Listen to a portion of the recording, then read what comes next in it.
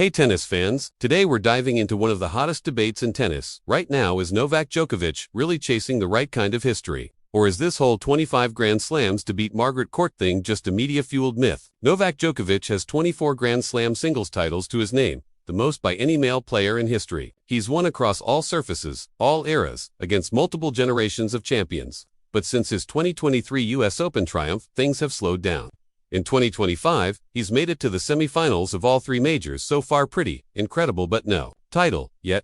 He had to retire injured against Zverev in Australia, lost to Sinner in straight sets at the French, and again to Sinner at Wimbledon. The question is the GOAT starting to slow down? Tennis historian Steve Flink recently spoke out, and his take was spicy. He said this whole idea that Novak is chasing Margaret Court's record is just a false narrative. According to Flink, Novak isn't in competition with Court. Why? Because Court isn't even in the conversation for greatest female player of all time. Let's talk Margaret Court for a sec. Yes, she has 24 Grand Slam titles, but 13 of them came before the Open era. And get this, 11 of her titles were at the Australian Open during a time when many top players didn't even bother to make the trip. Players like Billie Jean King, Maria Bueno, they didn't even play. Some years. Flink says the real legends of women's tennis are names like Serena Williams, Steffi Graf, Martina Navratilova, and Chris Evert, and honestly, it's hard to argue with that. So if Novak isn't really competing with Court, what was the true milestone? Flink says it loud and clear.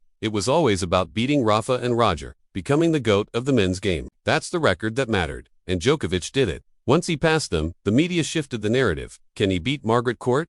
But really, does he need to? And here's the other big factor. Djokovic turns 39 next year.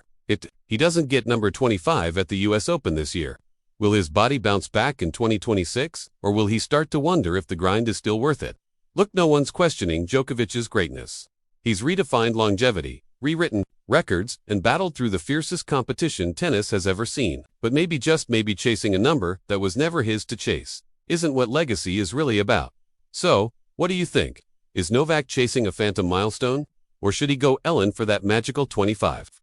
Drop your thoughts in the comments. Don't forget to like, subscribe, and hit that bell so you don't miss our deep dives into the biggest stories in tennis. This is tennis history in real time. Let's watch it unfold together.